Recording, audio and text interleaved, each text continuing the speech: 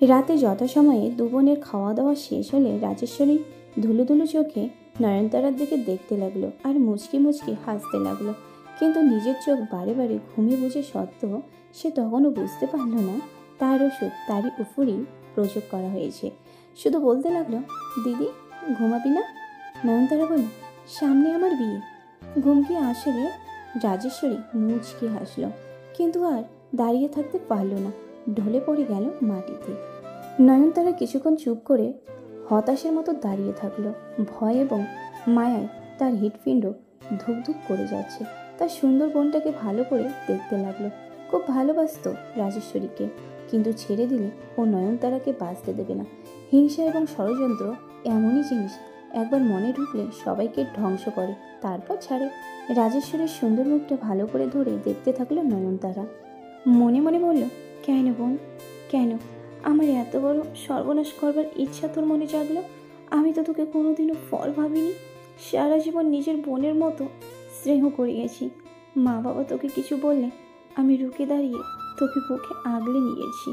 ভালোবাসার এই তুই দাম দিলি। যা, তুই যেই নরকে আমাকে পাঠাতে চেয়েছিলি সেখানে তুই নিজে যা। চিৎকারের পর চিৎকার কর, কেউ তোকে বাঁচাতে যাবে না। তোর মতো ডাইনির এটা উপযুক্ত শাস্তি। থামল নয়নতারা, কয়েকটা দীর্ঘশ্বাস ফেলল, তারপর রাজেশ্বরীকে ধরে নিজের বিছানায় শুয়ে দিল। মনে মনে ভাবতে লাগলো, ইংলিশ সাহেব হয়তো তাকে দেখেনি, যে চিনত সেও আসবে না, আর তার সাহস ও ক্ষমতা কিছুই নেই যে রাজেশ্বরীকে সাহেবের গুপ্ত কক্ষে দেখতে পাবে। ভাগ্য যদি সহায় হয়, যদি সাহেবের পাঠানো লোকগুলো রাজেশ্বরীকে চিনতে না পারে, তাহলে নয়নতারা একেবারে রক্ষা পায়। তার জীবন বেঁচে যায়, সে তার ভালোবাসার মানুষটির সঙ্গে সুখে থাকতে পারবে। তার মা বাবার অভাব যেটুকু আছে সেটুকু খুঁজে যাবে। অত শত চিন্তা আর না করে নয়নতারা ছুটে গিয়ে বোনের ঘর থেকে বোনের পরিমাণে কিছু কাপড় জোগাড় করে নিয়ে এলো। তারপর ব্যস্ত হয়ে ঘর থেকে উঠানে বেরিয়ে এলো। পূর্ণিমার চাঁদ আকাশে রূপালি থালার মতো জ্বলছে, চারিদিকে আবছা যোজনার রূপালি আলোয় ভরে গেছে। নয়নতারা ছুটে উঠানের লাগোয়া জঙ্গল থেকে মোটা অথচ খুব শুকিয়ে যাওয়া গাছের একটা লম্বা ডাল জোগাড় করে আনলো। হাতের কাপড়গুলো তার একপাশে বেঁধে দিল। শাড়ির কুচিতে বাঁধা দেশলাই বক্স বের করে কাঠিটুকে তাতে আগুন জ্বালালো। অন্ধকারের মধ্যে লাল আগুনের শিখা দাউ দাউ করে নয়নতারার হাতে জ্বলে উঠল।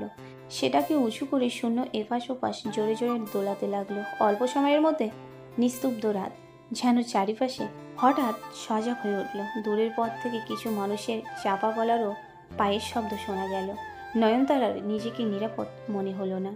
শিগগির মশাল মাটিতে ফেলে দৌড়ে কোনো মতে উড়ান ছেড়ে ঝোপের একটা বড় গাছের আড়ালে আশ্রয় নিল। শীতের দিনে শীত লাগলে যেভাবে মানুষ কাঁপতে থাকে ভয়ে, সেভাবে কাঁপতে লাগলো। পায়ের শব্দগুলো কাছে আসতে বেশি সময় লাগলো না। কিছুক্ষণের মধ্যে উঠানে কিছু মানুষের ছায়ামূর্তি দেখতে পেল নয়নতারা। চাঁদের মিঠে আলোয় তাদের চেহারা দেখা না গেলেও সবাইকে স্পষ্ট দেখা গেল। সন্ডা মার্কা প্রায় 10-12 জনের দল। সবার হাতে বল্লম, ছুরি ও নানান ধারালো অস্ত্রশস্ত্র।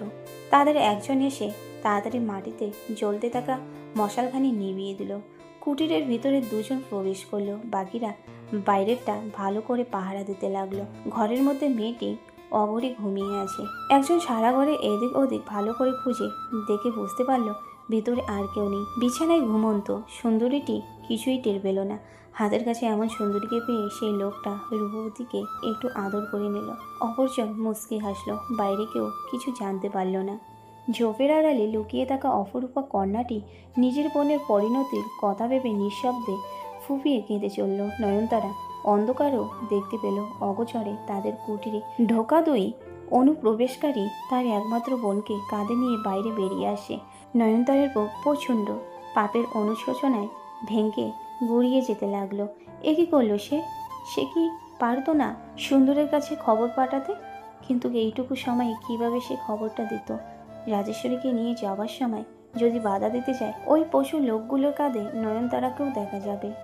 লোকগুলো দেরি করলো না, তবে যে পথে ঢুকেছিল তার উল্টো পথ ধরে নয়নতারার ঝোপের পাশ ঘেঁষে তারা চলে গেল। নয়নতারা ভয়ে নিজের হাত দুটো দিয়ে মুখ ঢেকে মোটা গাছের আড়ালে সেটে দাঁড়িয়ে রইল। যতক্ষণ না কাঁধে ঝুলন্ত কমল হাত দুটি এবং বাকি শয়তানগুলি পথের জোছনায় সম্পূর্ণ মিলিয়ে গেল। নয়নতারা নিঃশ্বাস পর্যন্ত ফেলল না। সবাই চলে গেলে অসহায় অবলা নারী মাটিতে বসে পড়ল। পাশ দিয়ে যাওয়ার সময় ওদের একজনের মোটা স্বর কানে আসছিল। লোকটি বলছিল, ছোট মেয়েটার মাথায় ভীষণ বুদ্ধি, বলতে হবে, তা না হলে ওটাকেও তুলে নেব ভেবেছিলাম, ওটাকে পরে ধরতে হবে। কথাটা মনে আসতেই নয়নতারা আতঙ্কে শিউরে উঠল। কে জানে যদি আবার এরা খোঁজ করতে আসে। তাই রাতটা শেষ হয়ে যতক্ষণ না প্রতিবেশীরা সজাগ হলো ততক্ষণ পর্যন্ত ঝোপের আড়ালে ঘাপটি মেরে বসে রইল। পরে চারিদিকে লক্ষ্য করে চুপি চুপি ঝোপ থেকে বেরিয়ে দৌড়ে নিজের ঘরে ঢুকে গেল। জল দিয়ে নিজের চোখ মুখ ভালো করে ধুয়ে নিল। ধোয়া হয়ে গেলে আঁচল দিয়ে নিজের মুখ চোখ মুছে বুকে হাত দিয়ে চোখ বন্ধ করে কিছুক্ষণ জিরিয়ে নিল। বুকের ভেতরটা একটু শান্ত হয়ে এলে জোরে সুর ধরে কান্না শুরু করলো। আশেপাশের লোকজন, মহিলারা যারা যেখানে ছিল সকাল সকাল এমন মরা কান্না শুনে ভয় পেয়ে এদিক ওদিক থেকে ছুটে আসলো। নয়নতারার কথা, যাবতীয় কাপড় চুরি, নিভে যাওয়া মশালের ফোড়া অংশের প্রমাণ দেখে সবাই বুঝতে পারলো দিদি ঘরে ঘুমিয়ে থাকা অবস্থায় রাজেশ্বরী ঘর ছেড়ে পালিয়ে গেছে। কোথায় গেছে, কার সঙ্গে গেছে, এগুলোই নিজেদের মধ্যে আলোচনা করে কল্পনা করতে থাকলো। দুপুরের মধ্যে সুবর্ণ তার স্ত্রীকে নিয়ে বাড়িতে ফিরে এলো। খবর কানে যেতে মনের মধ্যে ভয় বাসা বাঁধতে লাগলো। রাজেশ্বরীকে নিয়ে নয়, ওর কথা এরা চিন্তাও করে না। ভয় একটাই, এমন একটা লজ্জাজনক ঘটনার পর কি রাজকুমার নয়নতারাকে বিয়ে করবে? কিন্তু প্রথম দেখায় নয়নতারার অন্যান্য রূপে মুগ্ধ হয়ে তাকে খুব ভালোবেসে ফেলেছে এবং তার বিবেক মানত একজনের করা ভুলের শাস্তি অন্যজনকে দেওয়া অনুপযুক্ত, এমনকি গুরুতর অপরাধও। তাই তার মানসিকতা পরিবর্তন ঘটল না। উল্টে নয়নতারার ভয় ভয় মন আর মনের কষ্ট বুঝতে পেরে কুটিরের চারপাশে নিজের সশস্ত্র বাহিনী পাহারায় বসালো। 2 দিনের মধ্যে বিয়ে হবে জানালো এবং নয়নতারাও তার বাবা মাকে রাজেশ্বরীকে খুঁজে বের করবার প্রতিশ্রুতি দিল। কিন্তু ইংলিশ সাহেব উচ্চ শিক্ষিত, কুটিল, বুদ্ধি সম্পূর্ণ এবং নারীদের প্রতি নেশাগ্রস্ত। তার হাত থেকে মেয়ে ছাড়িয়ে আনা আর বাঘের মুখের গ্রাস কেড়ে নেওয়া একই প্রকার।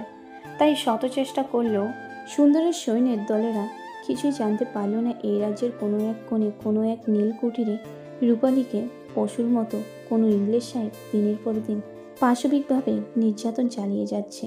যেখানে নদীটি বাঘ নিয়ে দড়ি মিলিয়ে গেছে জঙ্গলে, সেই শেষ প্রান্তে সাহেবের গোপন আস্তানা। সাহেবের নির্দেশ ছাড়া কেউ এখানে আসতে পারে না, আবার কেউ পালাতেও পারে না।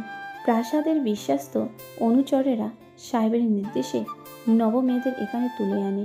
রাতের বেলা তাদের বিবস্ত করা হয়, তাদেরকে খারাপ করা হয়। তারা নিজের সম্মান বাঁচাতে মরিয়ে হয়ে ওঠে, কিন্তু সাহেবের হাত থেকে কিছুতেই তারা রেহাই পায় না। তার অনুচরের দল হামলে পড়ে। নারীদের অসহায় আর্তনাদে জঙ্গল কেঁপে ওঠে। সেইভাবে হারিয়ে যায় জঙ্গলের ভিতরেই। কেউ তাদের খোঁজ পায় না, তাদের আর খুঁজে পাওয়া যায় না। এই বিশাল অরণ্য তারা বাতাসের মতো মিলিয়ে যায়। সেই দিন, সেই ঝকঝকে পূর্ণিমার রাতে সাহেবের অনুচরেরা যখন রাজেশ্বরীকে তুলে এনে সাহেবের পালঙ্কে শুইয়ে দিয়ে গেল, সুন্দরী তখন গভীর নিদ্রায়। বুক থেকে তার অন্তর্বাস সরিয়ে নেওয়া হয়েছে। মাথা থেকে পা পর্যন্ত সেই সম্পূর্ণ আবরণহীন, শুধু কোমরের নিচ থেকে পা পর্যন্ত একটি স্বচ্ছ সাদা কাপড়ে ঢাকা। আলতারাঙ্গা পায়ের পাতা দুইটা কাপড়ের বাইরে আংশিক বেরিয়ে আছে। সাহেবের গোপন কক্ষের বাতাসে মোমবাতির গন্ধ। তারই মধ্যে পালঙ্কের উপর রাজেশ্বরীর দেহটা যেন আলোর সাগরে ভাসছে। ঘরের চারিদিকে কালো মখমলের পর্দা, মেঝেতে ছড়ানো রয়্যাল বেঙ্গল টাইগারের চামড়া, মাথার উপর পিতলের ঝাড়বাতি, তার নিচে রাজেশ্বরীর নিতর শরীর, মৃত্যুর চেয়েও নিঃশব্দ। ঘুমের ঘরে তার চোখের কোণে খাঁচল লেগে গেছে একটু, কালো রেখা গাল বেয়ে নেমে এসেছে শিকারের রক্তের মতো। কপালে লাল তিলক যেন বিষাদে স্নান। তার গলা উঁচু হয়ে আছে বালিশে। পিতলের চন্দ্রহার ঘামে ভেজা ত্বকে আটকে আছে। কাঁধ দুটো চিকচিকে সাদা, ডান কাঁধে নিচে ছোট্ট কালো তিল। পিঠের দিকে নেমে গেছে মাটির মালার একটি দানা। বুকের উঠান ধীরে ধীরে দুলছে। বাটের গোলাপি রং মোমের আলোয় ঝিলমিল করছে। পেটের নরম চামড়ায় জমেছে ক্ষীণ ঘাম। কোমরের নিচে স্বচ্ছ কাপড়ের আঁচল পায়ে ফাঁকে গুটিয়ে গেছে। আলতা মাখা পায়ের পাতা, ডান হাতে লকে মেহেদির রেশ, বা হাতের কবজিতে সোনালি পৈছ, পায়ের আঙ্গুলে মাটির তৈরি আংটি, তাতে গেঁথে দেওয়া নীল কান্ত পাথর। পালঙ্কের পাশে ঝুলছে সাহেবের কালো জুতো। দেওয়ালে টাঙ্গানো রয়েছে বাঘ শিকারের বন্ধু। জানালার ফাঁক দিয়ে পূর্ণিমার আলো এসে পড়েছে রাজেশ্বরীর উপর। সাজ যেন নিজেই চুমু খাচ্ছে তার দেহের। সাহেব দাঁড়িয়ে আছে পালঙ্কের কিনারায়, ডান হাতে রুবি জড়ানো মদের পেয়ালা।